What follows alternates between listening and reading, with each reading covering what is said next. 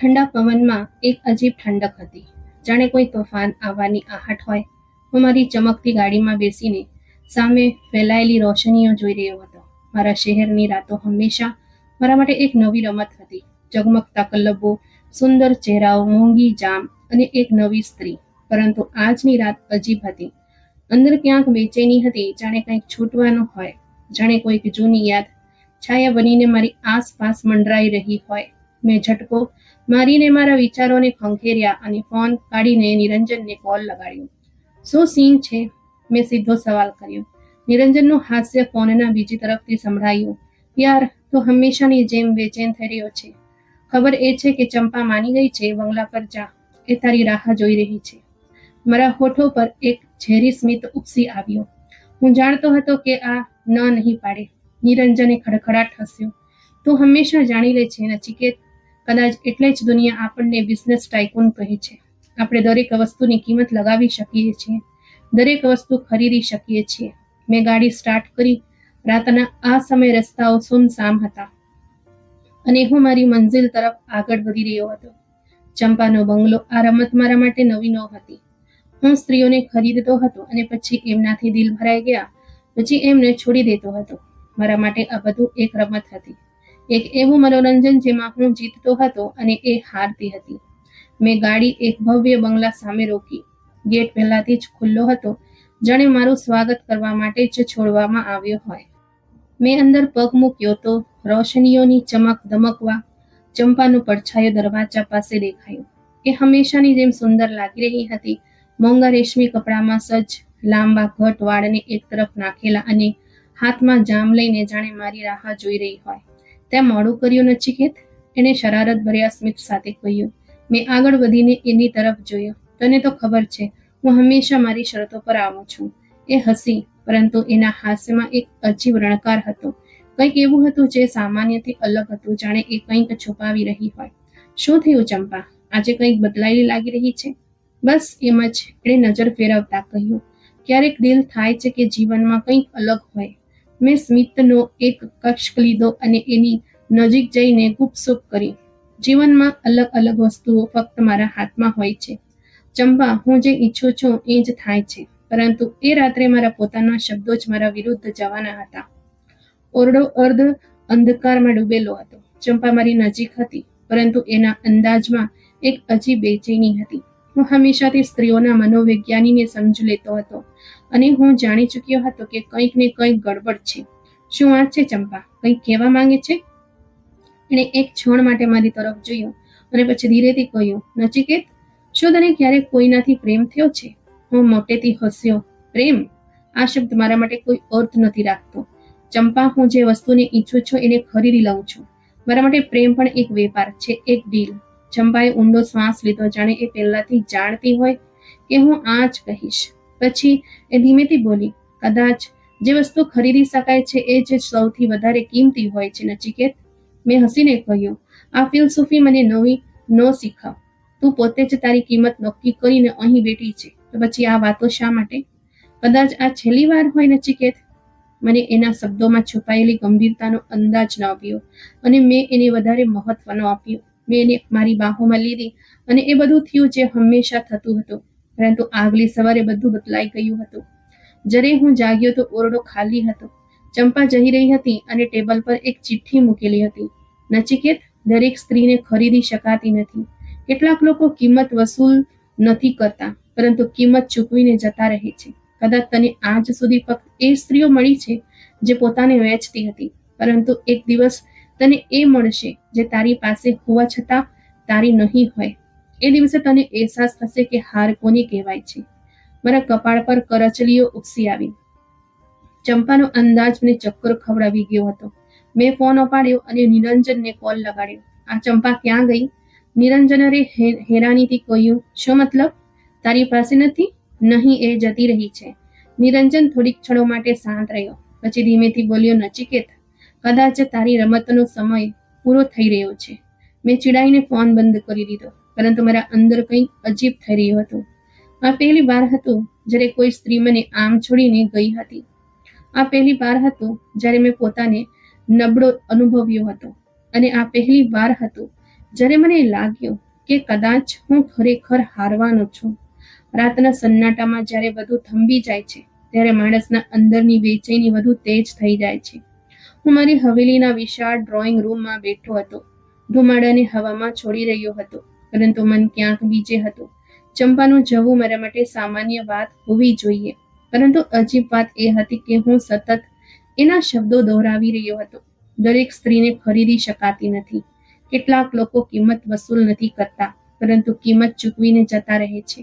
આ શબ્દો મારા અંદર ક્યાંક ફૂંપી ગયા હતા. મને ચીડ ચડી રહી હતી. મેં ક્યારેય કોઈ સ્ત્રીની પરવાહ નથી કરી, ન કોઈ વિશે આટલું વિચાર્યું હતું. તો પછી આજે આવું કેમ થઈ રહ્યું હતું? ફોન વાગ્યો. નિરંજન શર્માનો કોલ હતો. નચિકેત, બધું ઠીક છે? એના અવાજમાં જિજ્ઞાસા હતી. મેં માથું હલાવીને કહ્યું, હા, બધું ઠીક છે. બસ કંઈક અજીબ લાગી રહ્યું છે. અજીબ? હા, લાગે છે પહેલી વાર કોઈ તારા હાથમાંથી નીકળી ગયું ને. નહીં તો તું તો હંમેશા વિજેતા બનતો હતો. નિરંજને મજાકમાં કહ્યું, પરંતુ કદાચ એ સાચું કરી રહ્યો હતો. છોડ, કોઈ બીજી કામની વાત કર. મેં વિષય બદલ્યો. નિરંજન હસ્યો. સારું, તો કામની વાત સાંભળ. કાલે ઓફિસમાં એક નવી છોકરી આવી હતી નોકરી માટે. ખૂબ જ સુંદર અને શરીફ લાગી રહી હતી. મારા ખ્યાલથી એ તારી સેક્રેટરી બનવાને લાયક છે. મેં રસ દાખવતા પૂછ્યું, કોણ છે? નામ? માહી છે. જરૂરિયાતમંદ લાગે છે, પણ સ્વાભિમાની પણ. ચહેરા પર એક અલગ જ માસૂમિયત છે. હું સ્ટીકને એ સ્ટ્રેમાં મસળીને ઊભો થયો. માસૂમ? જોઈશું કેટલા સમય સુધી માસૂમ બની રહે છે. આગલી સવારે હું ઓફિસ પહોંચ્યો તો મેનેજરે જાણ કરી કે સર, માહી નામની એક છોકરી આપની સાથે ઇન્ટરવ્યૂ માટે બેઠી છે. મેં માથું હલાવ્યું. મોકલો અંદર. થોડીક ક્ષણો પછી દરવાજો હળવેથી ખુલ્યો અને એ અંદર આવી. મેં માથું ઊંચું કરીને જોયું. શ્યામ રંગ, મોટી કાળી આંખો અને એક અજીબ શરાફત એના ચહેરા પર સ્પષ્ટ હતી. એ ખરેખર અલગ હતી, જાણે દુનિયાની ચમક દમકથી અજાણ હોય. મેં હાથના ઈશારેથી એને ખુરશી પર બેસવા કહ્યું. એ શાંતિથી બેસી ગઈ, નજર નીચે હાથ મરોડતી. મેં ફાઇલ ખોલી. તમે MBBA કર્યું છે? આ તમારી પહેલી નોકરી હશે? જી. એનો અવાજ ધીમો પણ શાંત હતો. જરૂરત કેમ લાગી નોકરીની? મેં ઊંડી નજરથી એની તરફ જોયું. એની ક્ષણભર માટે આંખો બંધ કરી, જાણે કોઈ બોજ ઉંચકી રહી હોય. મારી મા બીમાર છે અને સારવાર માટે પૈસાની જરૂર છે. મેં હળવો સ્મિત કર્યો. જરૂરિયાતમંદ છો? જી, પરંતુ પોતાની ઇજ્જતથી વધારે કંઈ નથી. એના સ્વરમાં મજબૂતાઈ હતી. મેં ખુરશી પર ટેકો દઈને ધ્યાનથી એનો ચહેરો જોયો. ઇજ્જત? આ દુનિયા ઇજ્જતવાળાઓ માટે નથી બની માહી. અહીં બધાની કિંમત લાગે છે. કેટલાક પોતાની મરજીથી વેચાઈ જાય છે, કેટલાક મજબૂરીમાં. સવાલ ફક્ત કિંમતનો છે. એણે ચોંકીને મારી તરફ જોયું, પરંતુ તરત જ નજર ઝુકાવી લીધી. સર, હું નોકરી માટે આવી છું, કોઈ બીજી વાત નથી સાંભળવા માંગતી. મને એના અંદાજમાં એક નરમાશ પરંતુ એક મજબૂતાઈ દેખાઈ. મેં નિર્ણય કરી લીધો. રમત શરૂ થઈ ચૂકી હતી. ઠીક છે, તને નોકરી મળી ગઈ. તું મારી પર્સનલ સેક્રેટરી રહીશ. પગાર તારી અપેક્ષાથી વધારે હશે, પણ કામ પણ વધારે હશે. એની આંખોમાં ક્ષણભર માટે ખુશીની ચમક આવી, પરંતુ તરત જ એ સપાટ સ્વરમાં બોલી, આભાર સર, હું કામ ઈમાનદારીથી કરીશ. જોઈએ કેટલી ઈમાનદારી બાકી છે તારામાં. મેં મનમાં વિચાર્યું અને સ્મિત કર્યું. આગામી થોડા દિવસોમાં મેં અનુભવ્યું કે માહી ખરેખર કામમાં નિષ્ણાંત છે. એ પોતાના કામથી કામ રાખતી, કોઈની સાથે વધારે વાત ન કરતી અને હદથી વધારે ગંભીર હતી. મેં ઘણીવાર એનું ધ્યાન મારી તરફ ખેંચવાનો પ્રયત્ન કર્યો, પરંતુ એ હંમેશા દૂર ભાગી જતી. મિસ માહી, આજે લંચ મારી સાથે કરો. થોડો પ્રોફેશનલ મુદ્દાઓ પર ચર્ચા કરવી છે. માફ કરશો સર, હું લંચ ઘરેથી લાવું છું અને કેબિનમાં ખાઉં છું. સારું, તો ઓફિસમાં પણ પડદો પસંદ છે? મેં કટાક્ષ કર્યો. જી સર, હું જેવું છું તેવી જ રહેવાનું પસંદ કરું છું. મને જીદ ચડી ગઈ. આ છોકરી બાકી બધાથી અલગ હતી. મેં ઘણીવાર એને ઈશારાઓમાં પ્રસ્તાવ મૂક્યો, પરંતુ એ સાફ બચી ગઈ. આ પણ એક દિવસ ઝૂકશે. બસ સમયની રાહ જો નચિકેત, મેં પોતાની જાતને કહ્યું અને એક નવો પ્લાન બનાવ્યો. મારા માટે સ્ત્રીઓને કાબૂમાં કરવી ક્યારેય મુશ્કેલ નહોતું રહ્યું. દરેક છોકરીની એક નબળાઈ હોય છે. કોઈને પૈસા જોઈએ છે, કોઈને પ્રસિદ્ધિ, કોઈને ઇજ્જતનો લોભ અને કોઈને એ સપના જે એ પોતાની આંખોમાં વર્ષોથી સજાવી રહી હોય છે. માહી પણ બસ એક સામાન્ય છોકરી હતી. ફરક ફક્ત એટલો હતો કે એ નખરા વધારે કરી રહી હતી, પરંતુ વધારે વાર નહીં. મેં સ્ટીકનો ધુમાડો છોડતા વિચાર્યું, જલ્દી જ આ પણ મારા પગમાં હશે. મેં મારી ખુરશી પર ટેકો દઈને ફોન ઉપાડ્યો અને નિરંજનને કોલ કર્યો. યાર, માઈ બહુ જીતી નીકળી, પણ મને મજા આવી રહી છે. નિરંજન હસ્યો. તો ક્યાં હાર માનવાનો છે નચિકેત મહેતા? જે છોકરીને ચાહે એને મેળવી એ પોતાનો અધિકાર સમજે છે. બિલકુલ. અને હવે સમય આવી ગયો છે કે હું મારી ચાલ ચાલું, મેં હસતા કહ્યું. નિરંજને ઉત્સુકતાથી પૂછ્યું, હવે શું પ્લાન છે? કાલે જોજે, આ છોકરી પોતે મારી પાસે આવશે અને પોતાની ઇજ્જત મારા પગમાં મૂકી દેશે. બીજા દિવસે માહી પોતાના ખાસ અંદાજમાં ઓફિસ આવી, ગંભીર, ગૌરવપૂર્ણ અને હંમેશાની જેમ નજર ઝુકાવીને. મેં એને અવગણવાનો નિર્ણય કર્યો, જાણે એની હાજરી કે ગેરહાજરી મારા માટે કોઈ અર્થ ન રાખતી હોય. થોડા કલાકો વીત્યા પછી અચાનક મેં મેનેજરને બોલાવીને કડક સ્વરમાં કહ્યું, મિસ માહીને કહો કે એ હમણાં જ મારા કેબિનમાં આવે. થોડીક ક્ષણો પછી દરવાજો ખુલ્યો અને એ અંદર આવી. જી સર, એણે ધીમા પણ સાવચેત સ્વરમાં કહ્યું. મેં એની તરફ જોયા વગર થોડી ફાઇલો ટેબલ પર મૂકી દીધી. આ બધું ચેક કરો અને સાંજ સુધીમાં ફાઇલ કરીને મને આપો. એ શાંતિથી આગળ વધી અને ફાઇલો ઉપાડી લીધી, પરંતુ જતા પહેલા બોલી, સર, હું કંઈક કહેવા માંગુ છું. મેં ચહેરો ઉપર ઉઠાવ્યો, કપાળ પર કરચડીઓ પાડતા બોલ્યો, હા સર, મેં કાલે તમારી વાત પર આખી રાત વિચાર કર્યો. મારા અંદર ઉત્સુકતા જાગી, પરંતુ મેં પોતાની જાહેર ન થવા દીધો. સારું, એ સહેજ ધ્રુજતા બોલી, જો મારી નોકરી બચાવવા માટે હું તમારી શરત માની લઉં તો શું તમે એ વચન આપશો કે એ પછી મારી પાસે કોઈ ખોટી માંગણી નહીં કરો? મારા હોઠો પર વિજય સ્મિત આવ્યું, પરંતુ મેં એને છુપાવીને ઊંડો શ્વાસ લીધો અને કૃત્રિમ ગંભીરતાથી બોલ્યો, મિસ માહી, હું કોઈ જબરદસ્તી કરનારો માણસ નથી. જો તમને ખરાબ લાગ્યું હોય તો હું માફી માંગુ છું. આ સાંભળીને એ હેરાન રહી ગઈ. એની આંખોમાં મૂંઝવણ હતી, જાણે એ મારા જવાબની અપેક્ષા ન કરતી હોય. પણ તમે કહ્યું હતું કે? એણે નરમાશથી કહ્યું. હા, મેં કહ્યું હતું, પરંતુ હું તમને મજબૂર નહીં કરું. એ થોડી ક્ષણો માટે શાંત રહી, પછી ધીમેથી બોલી, આભાર સર, હું તમને એક છેલ્લી ઓફર આપું છું. મેં ખુરશીમાંથી ઝૂકીને કહ્યું, જો તમે ઈચ્છો તો હું તમારી મદદ કરી શકું છું. તમારી માની સારવારનો તમામ ખર્ચ ઉઠાવવા માટે તૈયાર છું, કોઈ પણ શરત વગર. માહીએ મારી તરફ અવિશ્વાસથી જોયું, જાણે એને મારા બદલાતા અંદાજ પર વિશ્વાસ ન આવતો હોય. કેમ સર, તમે ખરેખર મદદ કરવા માંગો છો? મેં ભલાઈથી કહ્યું, હા, કારણ કે મને લાગે છે કે તમે આ મદદના હકદાર છો. એના ચહેરા પર અનેક ભાવ ઉપસી આવ્યા, હેરાની, પરેશાની, કદાચ થોડી રાહત. જો ખરેખર એવું છે તો હું ખૂબ આભારી છું. આ કહીને એ બહાર નીકળી ગઈ અને મેં સ્મિત કરીને સ્ટીકનો એક લાંબો કસ લીધો. આ તો બસ શરૂઆત છે માહી, રમત હજી પૂરી નથી થઈ.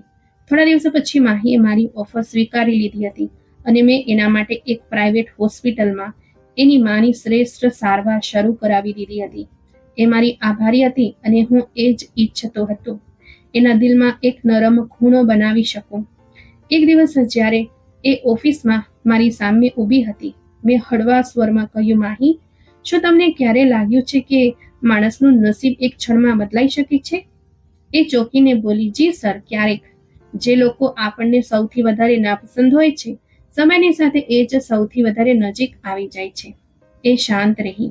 મેં આગળ વધીને ફાઇલ બંધ કરી અને કહ્યું, સાંજે એક મીટિંગ છે, મારી સાથે ચાલવાનું રહેશે. પણ સર, આ બિઝનેસ મીટિંગ છે મિસ માહી, બીજું કંઈ નહીં. એ લાજવાબ થઈ ગઈ અને હામાં માથું હલાવ્યું. સાંજે હું એને એક મોંઘી રેસ્ટોરન્ટમાં લઈ ગયો. એ ગભરાયેલી હતી, પરંતુ શાંત રહી. જ્યારે જમતી વખતે મેં હળવેથી એના હાથ પર હાથ મૂક્યો તો એ તરત જ પાછળ હટી ગઈ. સર, કૃપા કરીને, મેં પહેલા જ કહ્યું હતું કે હું માત્ર નોકરી માટે આવી છું, મેં સ્મિત કરીને કહ્યું. અને મેં પહેલા જ કહ્યું હતું માહી કે આ ફક્ત એક બિઝનેસ ડિનર છે. તમારી ઇજ્જત મારી નજરમાં હંમેશા જળવાઈ રહેશે. એના ચહેરા પર અજીબ ભાવ હતા, જાણે એ મારા બદલાતા વર્તનને સમજવાનો પ્રયત્ન કરી રહી હોય.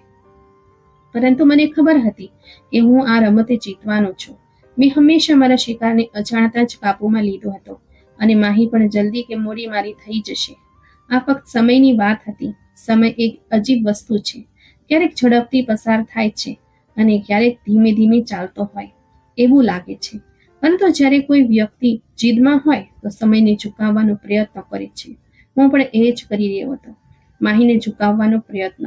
મને હવે વિશ્વાસ થવા લાગ્યો હતો કે આ છોકરી એટલી પણ નથી સરળ જેટલી મેં સમજી હતી. એ હંમેશા સાવચેત રહેતી, જરૂર કરતાં વધારે ગંભીર અને હદથી વધારે સ્વાભિમાની. મેં મારી રીતો અજમાવવાનું શરૂ કર્યું. ક્યારેક નરમાશ, ક્યારેક કડકાઈ, ક્યારેક પેશા, ક્યારેક લાગણીઓ, પરંતુ એ કોઈ જાણમાં નહોતી આવી રહી. પરંતુ એક દિવસ તક પોતે જ મારી પાસે ચાલીને આવી. સર, મારે તમારી સાથે કંઈક વાત કરવી છે. માહી મારા કેબિનમાં આવી અને એના ચહેરા પર પરેશાનીના ચિહ્નો સ્પષ્ટ હતા. મેં સ્મિત કરીને ખુરશી પર ટેકો દીધો. બેસો માહી, શું સમસ્યા છે? સર, એ અચકાઈ. મારી માના હોસ્પિટલના ખર્ચાઓ એ ખૂબ વધારે થઈ રહ્યા છે અને મારે થોડી વધારાની મદદ જોઈએ છે. મારા હોઠો પર એક ઝેરી સ્મિત આવ્યું, પરંતુ મેં એને જાહેર ન થવા દીધું.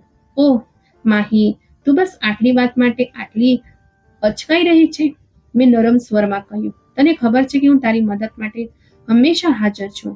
જી સર, પણ હું... એ શાંત થઈ ગઈ. શું? મેં જાણી જોઈને નરમાશ જાળવી રાખી. હું ઈચ્છું છું કે તમે જે પણ મદદ કરો એનો હિસાબ રાખો, જેથી હું બધું પાછું આપી શકું. મેં હળવું હાસ્ય કર્યું. માહી, તું ખરેખર અજીબ છોકરી છે. દુનિયામાં બધું પૈસામાં નથી તોલાતું. કેટલાક સંબંધો, કેટલાક નાતાઓ નિસ્વાર્થ પણ હોઈ શકે છે. એ શાંત રહી. મેં તકનો લાભ લીધો. ચાલો એક કામ કરીએ. આજે રાત્રે મારી સાથે ડિનર પર ચાલો. કોઈ બિઝનેસ મીટિંગ નહીં, બસ સામાન્ય વાતચીત. એ ચોંકીને મારી તરફ જોઈ. સર, આ યોગ્ય નહીં હોય. યોગ? મેં હસતા કહ્યું. માહી, હું તને જબરદસ્તી નથી કહી રહ્યો. આ એક સીધું સાદું ડિનર છે. જો તને ખરાબ લાગે તો આપણે તરત જ પાછા આવી જઈશું. એ ઊંડા વિચારમાં પડી ગઈ. હું જાણતો હતો કે એ દ્વિધામાં પડી ગઈ છે. આખરે એણે ધીમેથી કહ્યું, ઠીક છે સર, પરંતુ ફક્ત એક જ વાર. મારા ચહેરા પર જીતની ચમક આવી. આ થઈને વાત. મેં ખાસ કરીને ડિનર માટે એક પ્રાઇવેટ જગ્યા પસંદ કરી હતી. એક એવી રેસ્ટોરન્ટ જ્યાં ફક્ત સૌથી ધનિક લોકો જ જઈ શકે. મેં એને કારમાં દરવાજો ખોલીને બેસાડી, પરંતુ એ હજી પણ સાવચેત હતી. રેસ્ટોરન્ટમાં પ્રવેશ્યા પછી મેં એના માટે શ્રેષ્ઠ ભોજનનો ઓર્ડર આપ્યો અને પોતે એના પ્રતિભાવોને નોંધવા લાગ્યો. તો માહી, તું હંમેશાથી આટલી ગંભીર છે કે જીવને તને આવી બનાવી દીધી છે? એણે આશ્ચર્યથી મારી તરફ જોયું, જાણે મારી આ વાત માટે તૈયાર નહોતી. મને ખબર નથી સર, કદાચ કેટલીક વસ્તુઓ સમયની સાથે બદલાઈ જાય છે. જેમ કે વિશ્વાસ. આ સાંભળીને મેં ઊંડી નજરથી એની તરફ જોયું. શું તને મારા પર વિશ્વાસ નથી? સર, વિશ્વાસ સમય માંગે છે અને કેટલાક લોકો સમય આપવાને લાયક નથી હોતા. હું હસ્યો. સરસ વાત કહી, પરંતુ યાદ રાખજે, ક્યારેક સમય જ એ વસ્તુ હોય છે જે માણસ પાસે નથી હોતી. એ શાંત થઈ ગઈ. મેં વિષય બદલી નાખ્યો અને અમે જમવામાં વ્યસ્ત થઈ ગયા. પાછા ફરતી વખતે મેં કાર રોકી અને દરવાજો ખોલ્યો. એ અંદર બેઠી, પણ હવે એ પહેલા કરતાં વધુ બેચેન લાગી રહી હતી. માહી, એક વાત કહું? જી સર. ક્યારેક પોતા પર કાબુ રાખવો સારો હોય છે, પણ હંમેશા નહીં. જો માણસ પોતાની જાતને ખૂબ વધારે રોકી રાખે તો એ જીવવાનું ભૂલી જાય છે. એણે કોઈ જવાબ ના આપ્યો. મેં સ્મિત કરીને ગાડી આગળ વધારી, પરંતુ મને ખબર હતી હું ધીમે ધીમે એની દિલોમાં તિરાડ પાડી રહ્યો હતો. આ ફક્ત સમયની વાત હતી. સમયની સાથે મેં અનુભવ્યું કે માહીના ચહેરાના હાવભાવમાં ફેરફાર થઈ રહ્યો હતો. એ હજી પણ સાવચેત હતી, પરંતુ હવે એની આંખોમાં એ કડકાઈ નહોતી જે પહેલા હતી. હું જાણતો હતો કે આ મારું પહેલું પગલું હતું, એને મારી દુનિયામાં લાવવાનું પહેલું પગલું. પરંતુ એક વાત હજી પણ મને બેચેન કરી રહી હતી. એ સંપૂર્ણપણે કાબૂમાં નહોતી આવી. એ હજી પણ થોડું અંતર રાખી રહી હતી. એ હજી પણ મને એ ઇજ્જત નહોતી આપી રહી જે બાકીની છોકરીઓ આપતી હતી, અને મારે એ જ તોડવાનું હતું. મેં મારી ખુરશી પર બેસીને નિરંજનને ફોન કર્યો. યાર, માહી થોડી વધારે જિદ્દી નીકળી રહી છે. નિરંજન હસ્યો.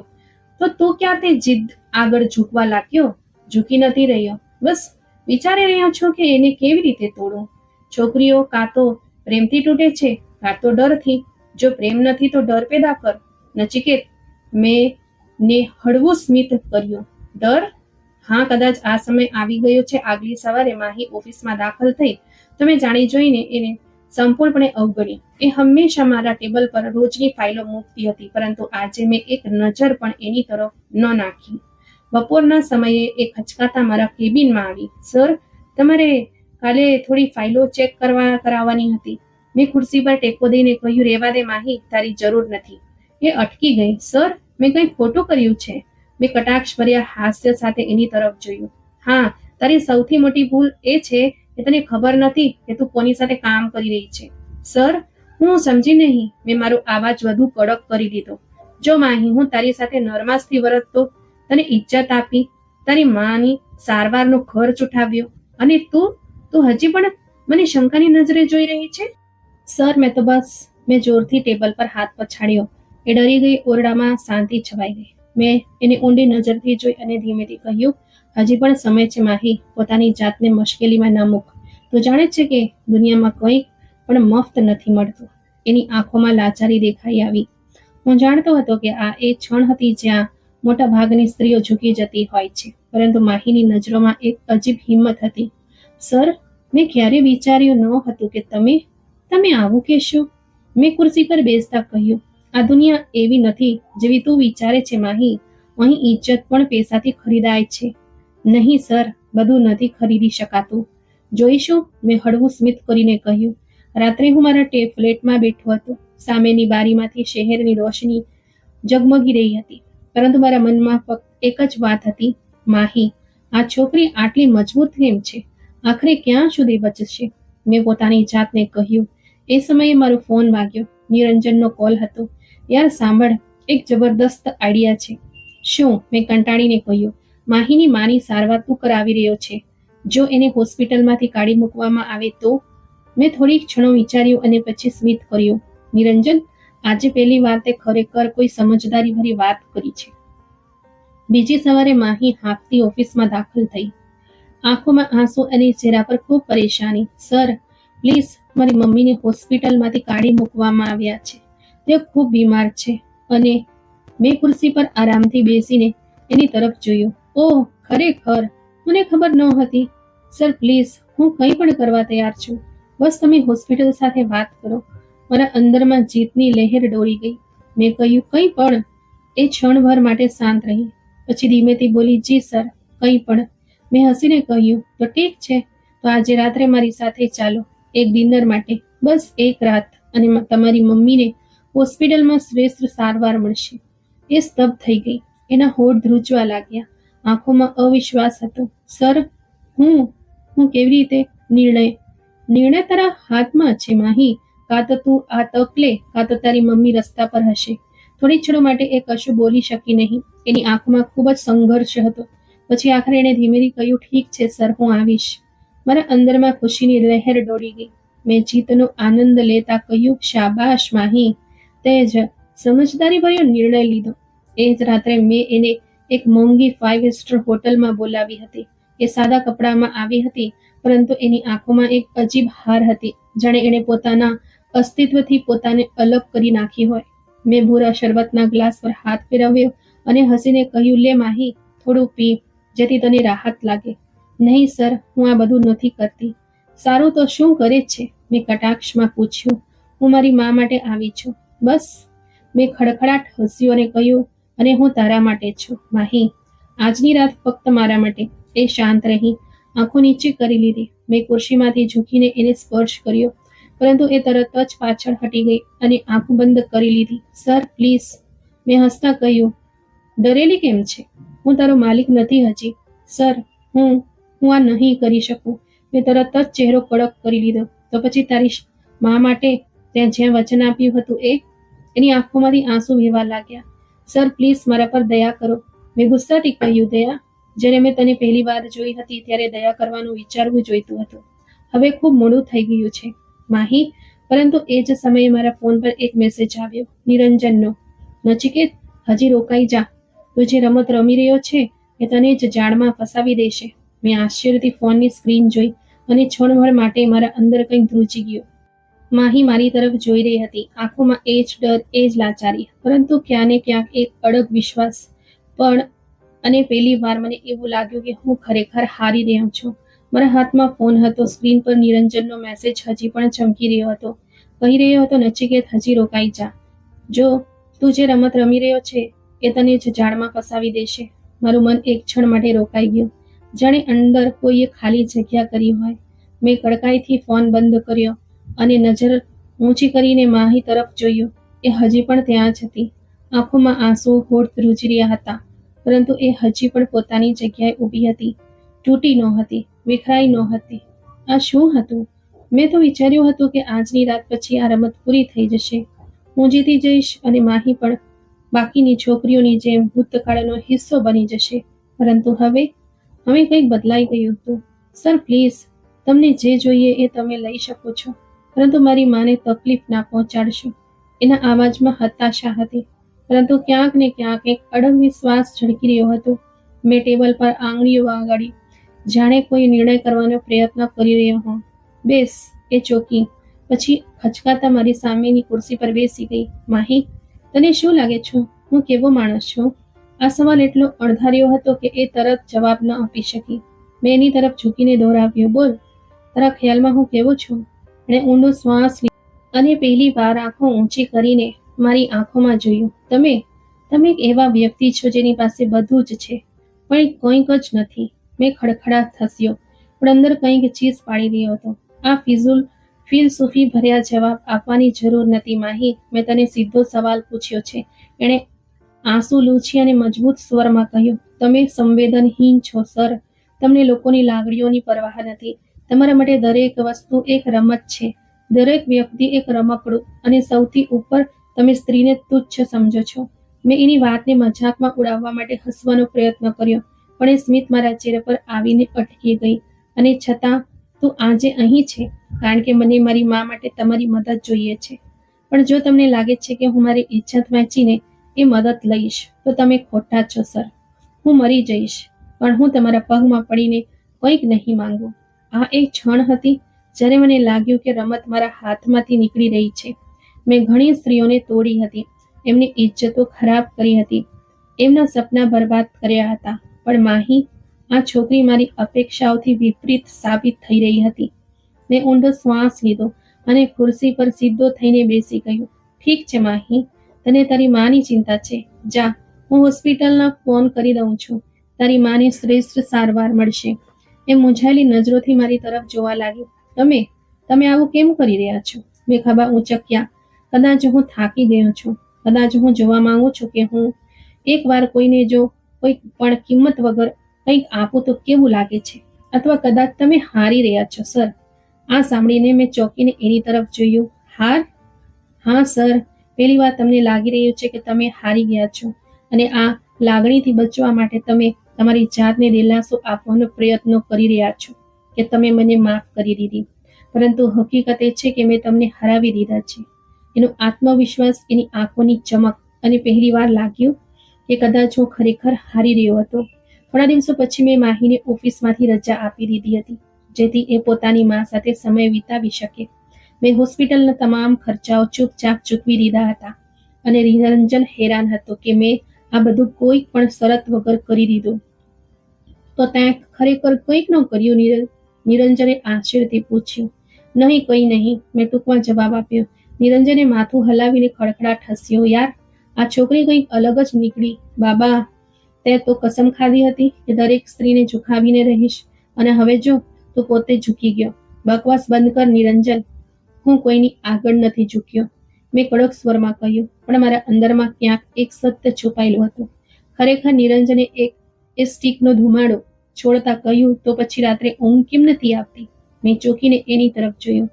હા હા હા, હું જાણતો હતો તું પહેલી વાર કોઈ વિશે વિચારી રહ્યો છે, અને એ પણ એક સામાન્ય છોકરી. નિરંજને છીડવતા કહ્યું. નિરંજન, ખબરદાર, જો એક શબ્દ પણ વધારે કહ્યું. મેં ગુસ્સાથી કહ્યું, પરંતુ હકીકત એ હતી કે એ સાચું કહી રહ્યો હતો. માહી હવે મારા વિચારોમાંથી નીકળી રહી નહોતી. આગલી રાત્રે હું મારા ફ્લેટમાં બેઠો હતો. બધું એવું જ હતું જે હંમેશા હતું. હું એકલો હતો. મારી પાસે દુનિયાની દરેક સગવડ હતી, પરંતુ આજે આ બધું નકામું લાગી રહ્યું હતું. મારા અંદર કંઈક અજીબ થઈ રહ્યું હતું. શું હું ખરેખર હારી ગયો? આ સવાલ મારા મનમાં સતત ઘૂમી રહ્યો હતો. આ એ રમત નહોતી જેમાં જીતવાની મેં આશા રાખી હતી. મેં હંમેશા મારી શરતો પર રમ્યો હતો, પરંતુ આ પહેલી વાર હતું જ્યારે કોઈ બીજાએ મારા નિયમો તોડી નાખ્યા હતા.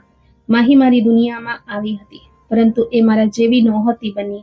મેં એને તોડવા માંગ્યો, પરંતુ એણે પોતે મને બદલી નાખ્યો હતો. આ એક યુદ્ધ હતું, અને મને અહેસાસ થઈ ગયો હતો કે હું આ યુદ્ધમાં હારી ચૂક્યો છું. મેં માથું હાથમાં પકડી લીધું. મને ખબર નહોતી કે આ બધું કેવી રીતે થયું, પરંતુ એક વાત નક્કી હતી, હું માહીને પ્રેમ કરી ચૂક્યો હતો. પ્રેમ આ શબ્દ મારા માટે હંમેશા એક મજાક રહ્યો હતો. મેં પ્રેમને ફક્ત નબળા લોકોની નબળાઈ સમજી હતી, પરંતુ હવે હું પોતે એ જ નબળાઈનો શિકાર થઈ ચૂક્યો હતો. હું નચિકેત મહેતા, જે સ્ત્રીઓને ફક્ત એક રમકડું સમજતો હતો, આજે એક સ્ત્રીના વિચારોમાં કેદ હતો. મેં મારા ફ્લેટની બારીમાંથી બહાર જોયું, જે શહેરની રોશનીઓ ઝગમગી રહી હતી, પરંતુ મારા અંદર એક ઊંડું અંધારું છવાયેલું હતું. માહીના ચહેરાની માસૂમિયત, એની લાચારી, એની હિંમત, બધું જ મારી આંખો સામે હતું. આ મારી સાથે શું થઈ રહ્યું છે? મેં પોતાની જાતને પૂછ્યું. ફોન ઉપાડીને મેં નિરંજનને કોલ કર્યો. હા નચિકેત, શું થયું? યાર, હું માહી સાથે લગ્ન કરવા માંગુ છું. બીજી તરફ સંપૂર્ણ શાંતિ છવાઈ ગઈ. પછી અચાનક નિરંજનનું જોરદાર હાસ્ય સંભળાયું.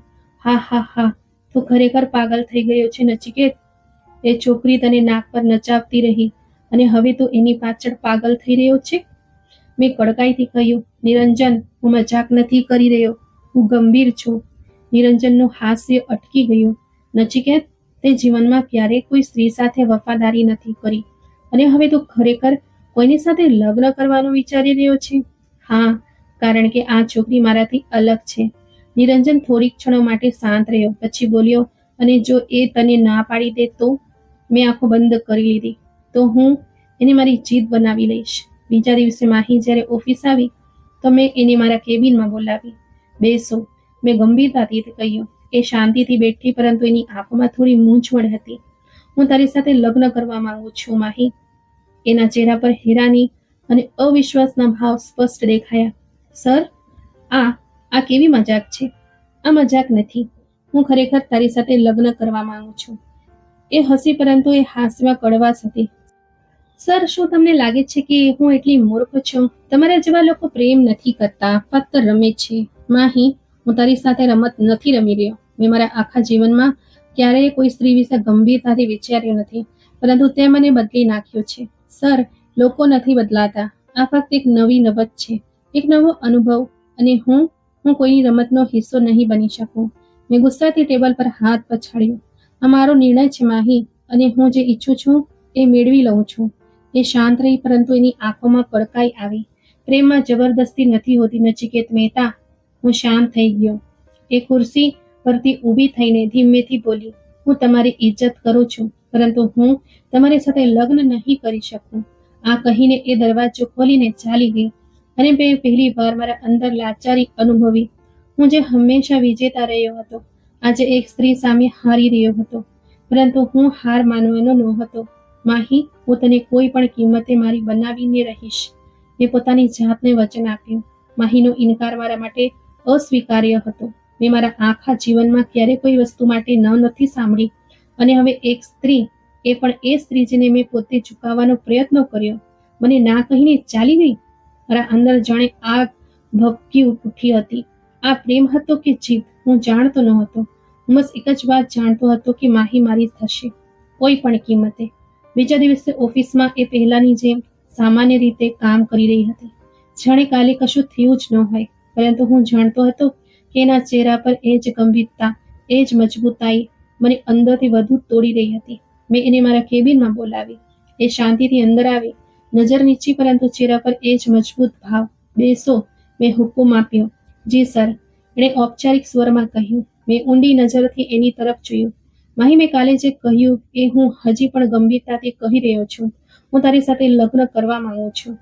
એણે નરમાશથી કહ્યું. સર, હું પહેલા પણ જવાબ આપી ચૂકી છું, અને મેં એ જ જવાબ સ્વીકાર્યો નથી. મેં ખુરશીમાંથી આગળ ઝૂકીને કહ્યું.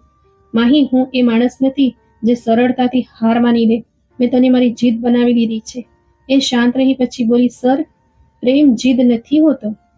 આ મારા માટે પ્રેમ હોય કે જીદ, મને ફરક નથી પડતો. બસ હું તને મેળવવા માંગુ છું. સર, તમે દરેક વસ્તુને ફક્ત તમારી માલિકીની સમજો છો. હું કોઈ વસ્તુ નથી, અને હું તમારી જીત પણ નથી. માહી, મેં ગુસ્સાથી કહ્યું. તને કદાચ અંદાજ નથી કે હું શું કરી શકું છું.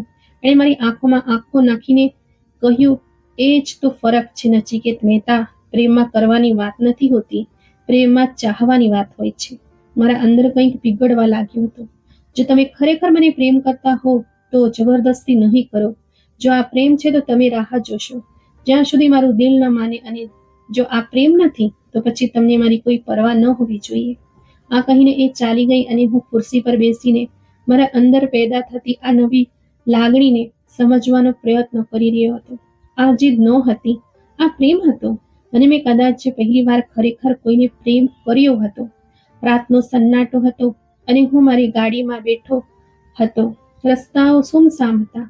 માહીના ઇનકાર પછી મેં પોતાની જાતને કોઈ અલગ જ યુદ્ધમાં ફસાયેલી અનુભવી હતી. મેં બધું છોડી દીધું હતું, મોજ મજા, નાઇટ ક્લબ, સ્ત્રીઓ, બધું જ. પરંતુ મારા અંદર જે આગ લાગી હતી એ ઓલવાનું નામ નહોતી લઈ રહી. પરંતુ એ રાત્રે બધું બદલાઈ ગયું. મને નિરંજનનો ફોન આવ્યો અને એના અવાજમાં એક અસામાન્ય ગંભીરતા હતી.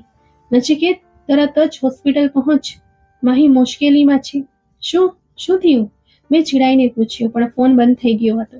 મારું દિલ જોર જોરથી ધબકવા લાગ્યું. મેં ગાડીનું એન્જિન સ્ટાર્ટ કર્યું અને પૂરી ઝડપે હોસ્પિટલ તરફ નીકળી પડ્યો.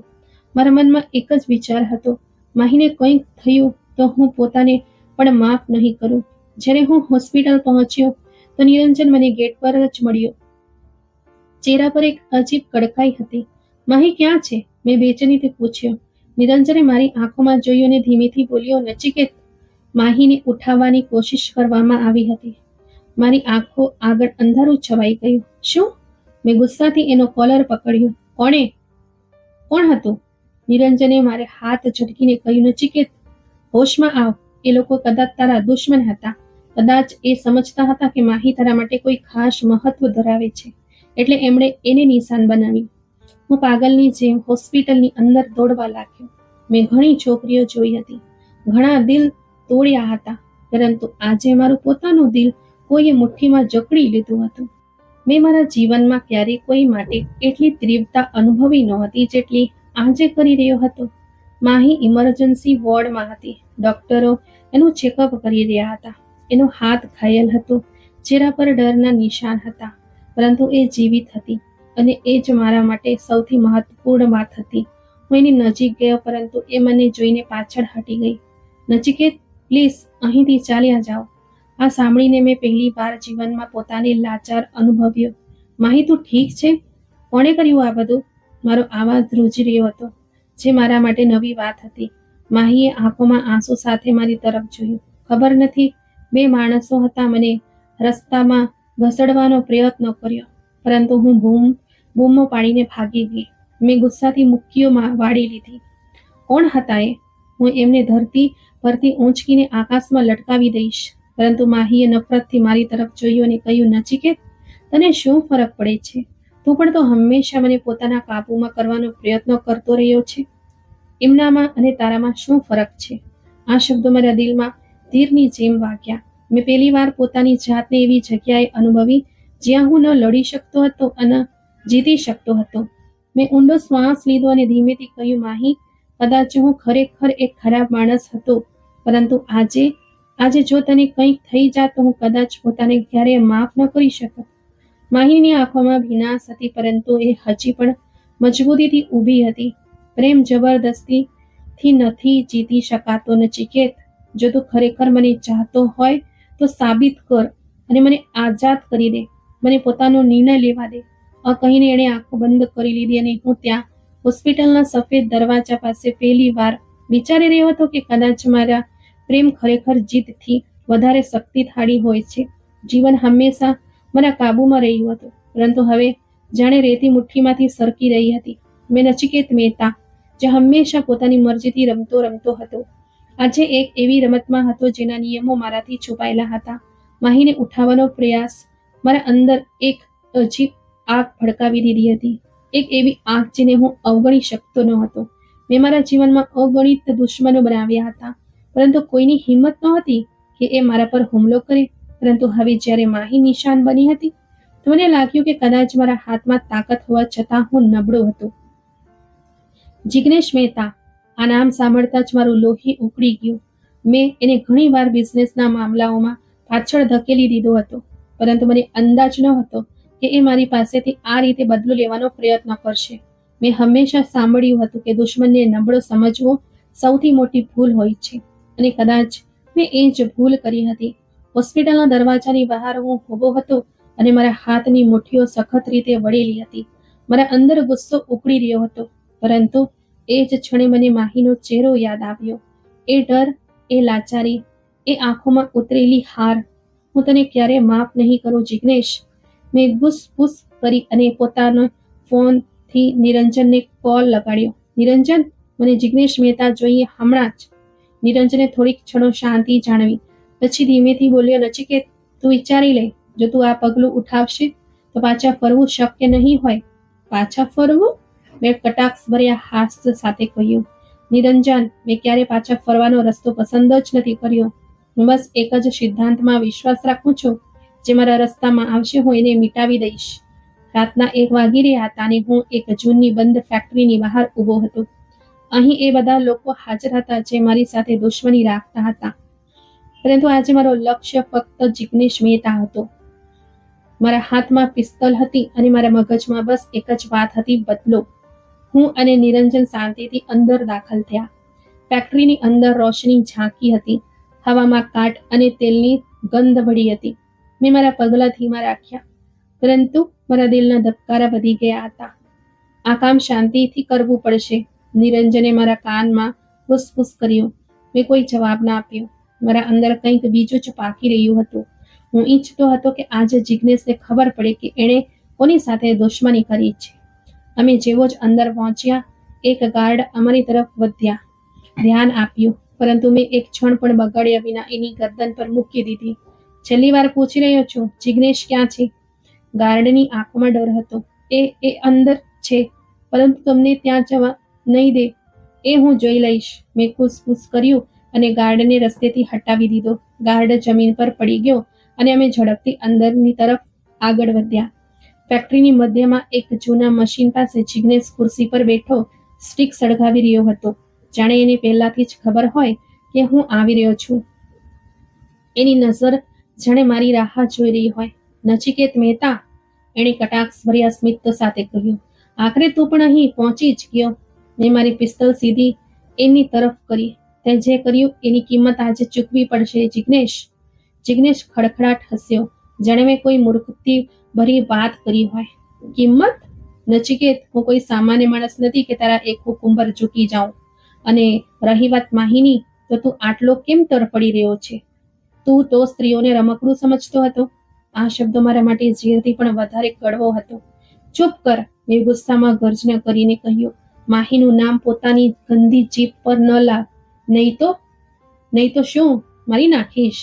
જિગ્નેશે ફરી હસ્યો, પરંતુ આ વખતે એની આંખોમાં એક અજીબ ચમક હતી.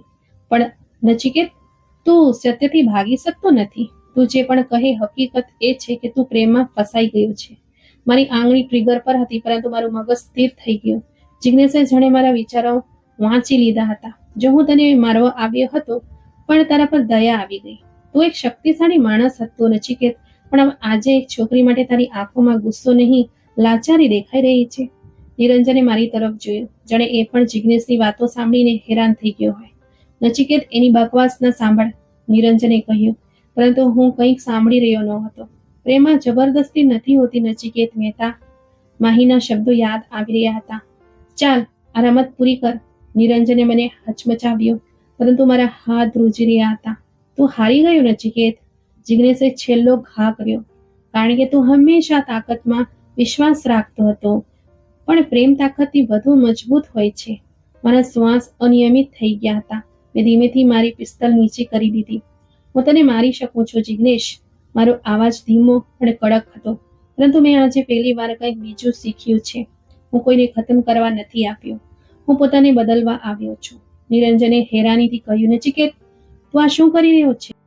મેં ઓડો શ્વાસ લીધો અને કહ્યું, હું પહેલી વાર સાચું કહી રહ્યો છું નિરંજન. જિગ્નેશે ખડખડાટ હસ્યો. કદાચ હવે તું ખરેખર એક પુરુષ બની રહ્યો છે નચિકેત મહેતા. મેં જિગ્નેશ તરફ જોયું અને ધીમેથી કહ્યું, જો તું ફરીથી માહીની નજીક પણ આવ્યો ને, તો હું તને જીવતો નહીં છોડું.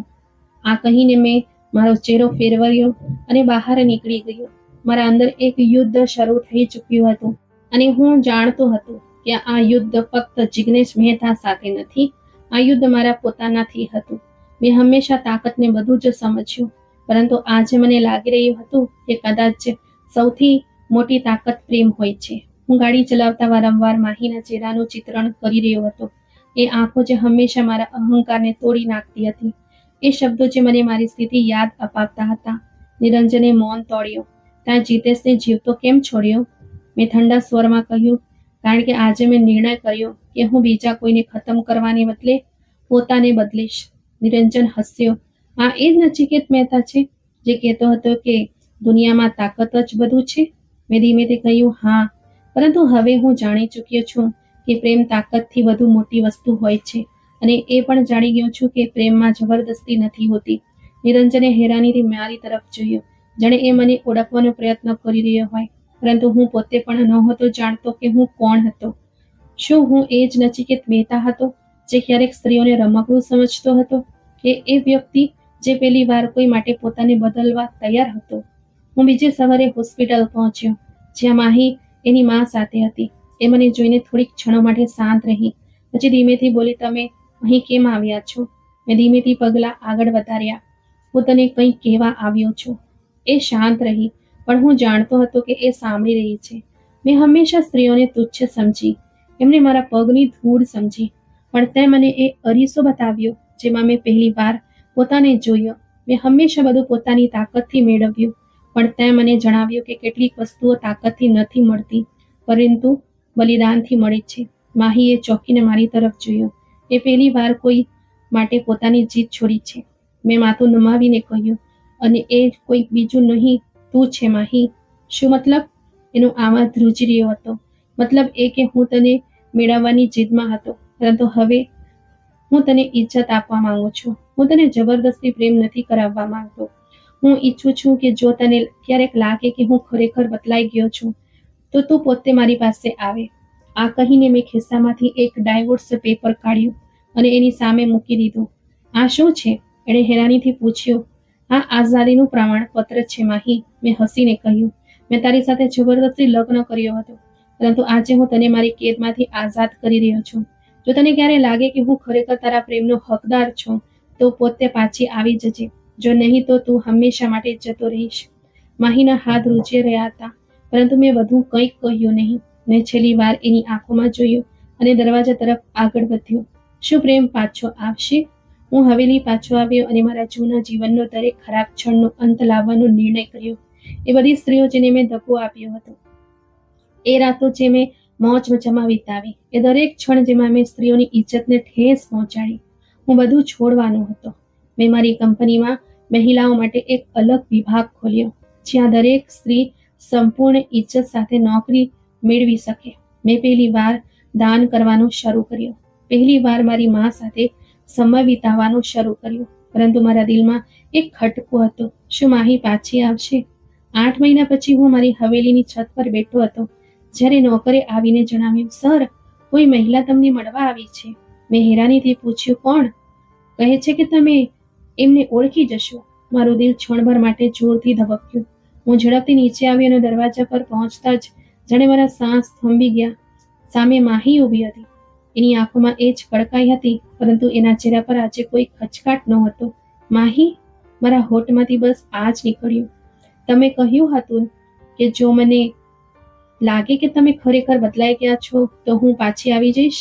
એનો આવા ધીમો પણ મક્કમ હતો. હું શાંત ઊભો રહીને એને જોતો રહ્યો. અને હું જોઈ રહી છું નચિકેત, કે તમે ખરેખર બદલાઈ ચૂક્યા છો. મેં ઊંડો શ્વાસ લીધો અને પહેલું પગલું આગળ વધાર્યું. તો શું આ વખતે હું જબરદસ્તી નહીં કરી શકું? મેં મસ્તીથી કહ્યું.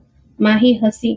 હવે તમને જબરદસ્તીની જરૂર નથી, અને મેં પહેલી વાર કોઈને મેળવવાને બદલે જીત્યો હતો. તો મિત્રો, આ વાર્તા તમને કેવી લાગી, લાઈક કોમેન્ટ કરીને જરૂરથી જણાવજો, અને આ વિડીયોને તમારા ફ્રેન્ડ્સ સાથે વધુમાં વધુ શેર પણ કરજો. આવી જ અવનવી વાર્તા સાંભળવા માટે અમારી ચેનલને સબસ્ક્રાઇબ કરજો. આપણે ફરી મળીશું.